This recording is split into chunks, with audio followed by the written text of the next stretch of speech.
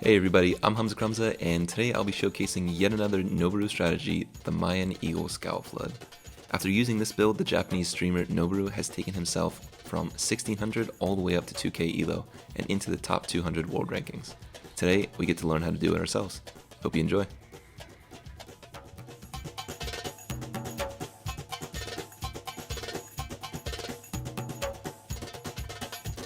The Master of Cheese is back at it again, but this time with the Mayans. Now, normally Noboru is known for his Incan villager tower rush, but in this build, he actually relies on a pre-milled rush, followed by completely overwhelming his opponent with 3 or 4 or 5 barracks and feudal, and closing the game out in castle.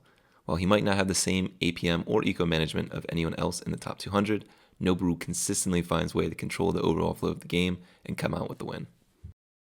So normally this strategy faces a few problems, the first being how long it takes to train an Eagle Scout in Feudal. Eagle Scouts take a painful 60 in-game seconds in order to train, which is nearly double in comparison to the training time of an archer or an enemy scout cav. While this is definitely not ideal, it's not a complete deal breaker since it drops 30 seconds in Castle Age, and you'll just need more barracks to keep up with the slow production.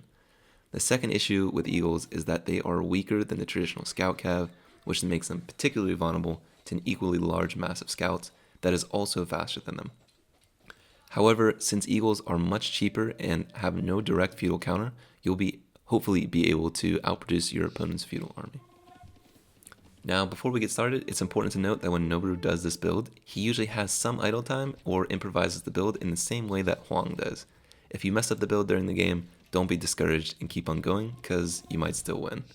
Lastly, definitely check out Noboru's stream in the description for his games of this build being played out against 2k players, support him on Twitch, and check out all the other funky strategies that he pulls off at a high level. That being said, let's get started. Alright, so let's get started. So the first thing we're going to want to do is get our villagers to build their 2 houses, research Loom since we are Mayans and our population cap to start, and we are going to start scouting with our sheep. Now, just a quick note, before we really get into swing of things, this build order video is a little bit different than the previous ones that I've done, in that I'm tracking the total population, or I'm not tracking total population, but I'm actually tracking the villager count instead. So when you see, 1 through 6, that's the 1 through 6 villager. This just makes it a lot easier to, incorporate build orders with military units in them, because then the villager count doesn't get confused with the population. So. With that out of the way, we're putting our first 6 villagers on food there and food production, as we normally would, and then we're going to put our next 4 villagers onto our wood line. Now I'm sorry that the camera is a bit jumpy here. I am playing the AI, so there wasn't too much stress, but I just am trying to get used to playing a bit faster, as I felt like that was one of my weaker points in my gameplay. So yeah, we're going to put the next 4 on wood here, and because you're Mayans and you have the strange bonus of resources last 10% longer, 15% longer, I can't remember which off the top of my head, it actually does mess with your villager or your constant villager production at times, so you might have to force drop, maybe 3 or 4 times during the video from your sheep just to, make sure that there's no small lag times in between your villager production there. So first 4 villagers are going on wood here, or sorry, the 4 villagers are going on wood, and then we are actually going to take our 11th villager and we are going to send them over to the Boar. Now it should be a bit easier to find all of your main resources with an Eagle Scout rather than a Scout Cav, since you do have a larger line of sight. But if you are having any difficulties with finding your main resources, especially your 4 sheep and your deer, you can always audible this strategy into doing something like mana arms into towers, or sorry, not mana arms into archers, or something like that. So don't always feel super pressured to go for the build here if things aren't working out the way you want them to. So we put our 12th villager to build a house out near the edge of our base, and we're going to put the 13 to 14 population onto wood. Now it's very important that our Ida villager out here builds a barracks as soon as possible. So we're going to kind of dance, and the wood income was a little bit slow there. if anyone knows of any optimizations of the build to kind of prevent that, small time where you're not having any, wait time for the barracks, please let me know. Would definitely like to include that in the comments. But yeah, then you send this 15th villager over to gold to gather 10 gold, and then that villager is just going to go onto our food here. So as a kind of an important note here, if you can do this build with Mayans, you can kind of do this build with Aztecs or Incas, but I think that Mayans might be the most versatile of those civs, and also it gives you a little bit more space to actually tech switch if you want to. So kind of why I like Mayans, and Noboru's using Mayans to do this, so why not continue to do that. So we're building 3 militia as per the instructions on screen, and we're building a house, and we're building houses, and then we're going to send our 19th villager over to build a mill. So this part here is like this whole 6 villager stretch from 12 to 19, I would say is by far the most difficult part of this build. You will definitely have to practice putting together a pre-milled drush, as well as maintaining your economy at the same time. It is something that isn't super easy, even if you are used to, let's say, a normal drush or something like that, just because the timing is so early and so delicate. The other thing that you want to do as well is make sure that when your villagers are finished eating the boar, you're going to want to distribute those villagers onto the sheep. And there's going to be too many to actually go on the boars or onto one sheep, so try to split them like 6 on one sheep, 6 on another sheep, and then kind of position your sheep accordingly. Again, this takes practice. Even Noboru sometimes ignores this, especially if he's getting damage on the front. So it's really not that crucial that you get this down to like perfection, but it does matter that to have enough food for Feudal there. So we're going to send our last 2 villagers, 23 through 24, onto our wood. And this is, I decided to actually harass the AI here a little bit, just to kind of show you the effectiveness of a pre-milled drush. Now, one of the things that you can do is actually go a little bit earlier than I did. And we're going to click up the Feudal here. And just as a quick pause to commentary, we're going to send our 5 over to gold. And we're going to send 1 from sheep over to wood. So we should have 7 on wood, 5 on gold. And this should be enough to keep our villager production in Feudal, as well as our barracks and blacksmith that we want to build. So we're going to build 2 farms before we go out. And now, importantly here, I'm sending these villagers to go and grab these deer. If they are really, really far away, like I'm not sure what the max distance is, but maybe 40 tiles, maybe build a mill here. But if it's, at least even within reasonable distance, don't even build a mill and just have them long distance gather the deer. It might seem a bit counterintuitive to not build a mill next to the deer, but you're actually just as efficient as gathering, I think it's either berries or sheep, even if you're gathering your deer from that far away. Now, we're just building a barracks and a house on the way up to Feudal Age here, and we are prepping to make sure that we can produce our Eagle Warriors. Now, Eagle Warriors take about 3 on gold per barracks, so you don't really need to worry about producing them too much, or overloading your gold with villagers. So just kind of keep it down to, like, I'd say 10 villagers max. If you go to 4 barracks, put 12. Get the 5 barracks, put 15. That sort of thing. And yeah, you'll be okay. So you create your second barracks, you start producing your eagles immediately, you research double bid-axe, and now you just want to constantly keep that stream of, your eagle warriors coming. They're going to come out a bit slower than, let's say, your enemy's scouts or something like that, but by the time that they have, 1 or 2 scouts, you should have 3 or 4 eagles, so don't worry about it too much. And here we're going to, keep stacking up our barracks. When we have the wood, or stacking up our eagles rather, when we have the wood, we're going to build our 3rd barracks here, which we plop down right now.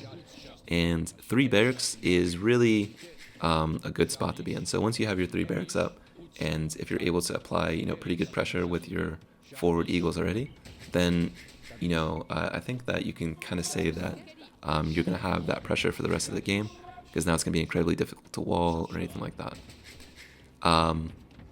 And to speak more just on the build itself instead of, reading the build order here, one thing that I see Noboru do a lot is he'll build if he does overload his gold with, let's say 20 villagers or something crazy, which happens relatively often, he'll build like 2 or even 3 mining camps on his main gold, just to keep his gold production as smooth as possible. So definitely keep that in mind. Don't feel bad if you have to build another barracks or something or another mining camp or something like that.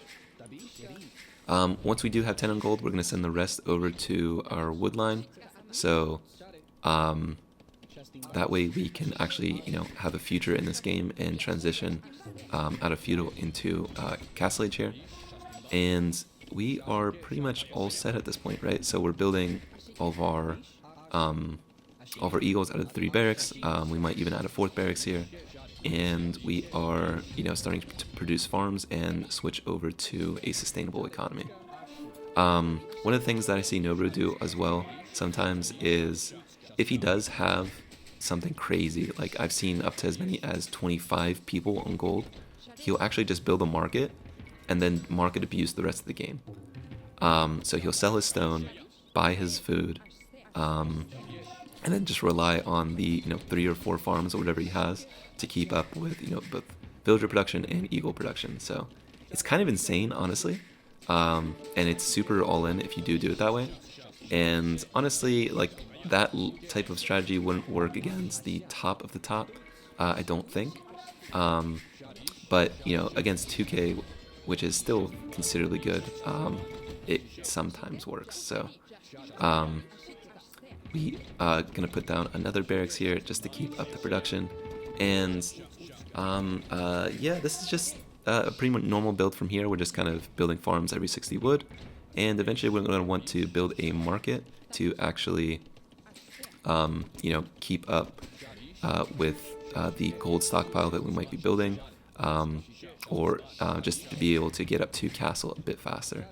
I think, or I know for a fact actually, that I do sell my wood and my gold in this video, and my stone to reach castle age a lot quicker. And I see Noboru do this a lot since castle age eagles are absolutely deadly, and feudal age eagles are good, but it's if your opponent is able to get out to castle age there and get some even +1 knights against you, then you're gonna have a really bad time.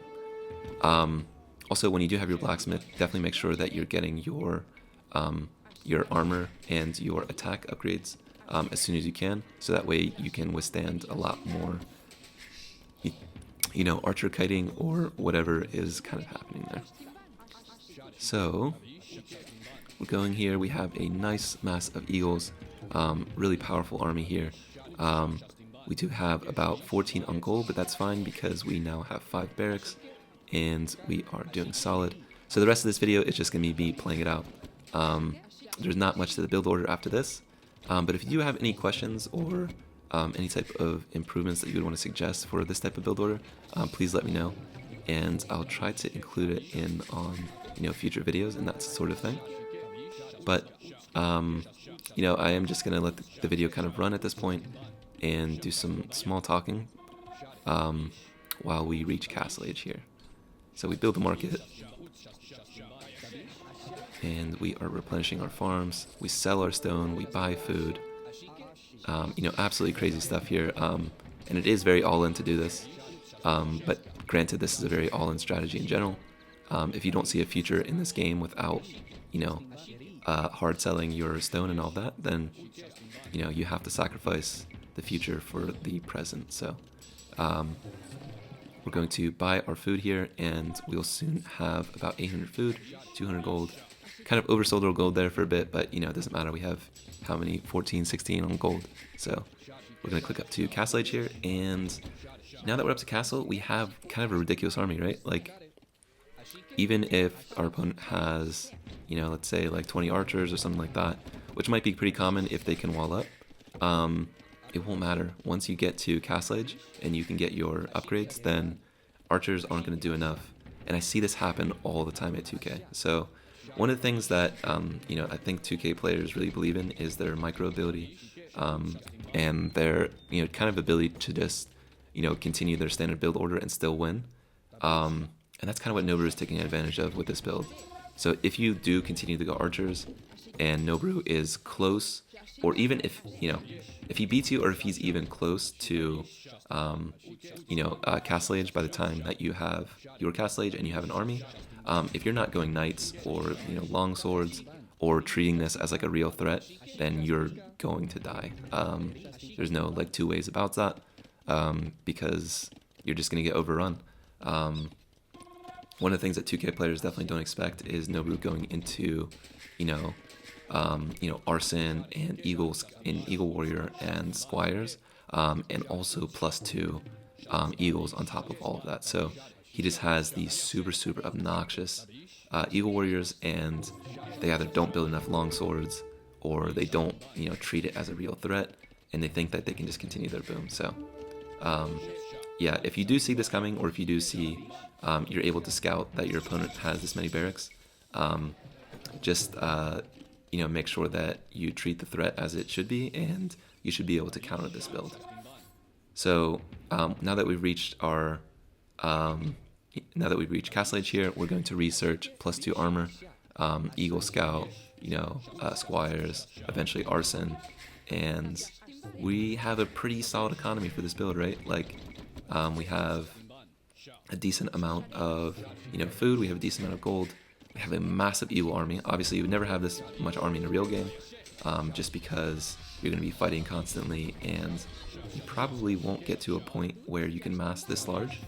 But this is just the AI, and even though the AI is actually producing like a pretty decent army against this, so a bunch of men at arms, it's not going to be able to stand up against the eagle warriors there.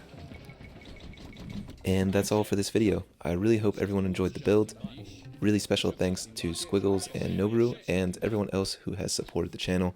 Please check out Noboru's stream in the description, as well as the Discord, and I'll see you all in the next video. Bye.